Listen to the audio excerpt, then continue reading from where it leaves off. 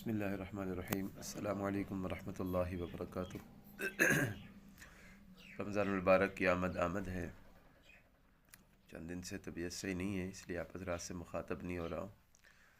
रमज़ान मुबारक में इंशाअल्लाह social media से दूर रहने का इरादा है। आप हज़रात भी कोशिश करें कि ज़्यादा से ज़्यादा कुरान पाक को टाइम दें। तरावी, रोज़े, सहरी, अफ्तारी और रमज़ान मुबारक की बरकतें ज़्यादा से ज़्यादा समेटने की कोशिश करें। मुझे भी अपने दुआ में याद रखिएगा। और रमज़ान मुबारक में कोशिश करें कि सोशल मीडिया से जितना दूर रह सकते हैं दूर रहें। यह इबादत का महीना है, इसके अंदर अल्लाह रब्बुल इज़्ज़त को राज़ी करने की कोशिश करें और इबादत की तरफ ज़्यादा तवज्जो दें। बस जितना हो सकता है नेकी के अमाल कर लें। हो सकता है कि हमें दोबारा ज़िंदगी में ये मौका मुयस्सर ना हो।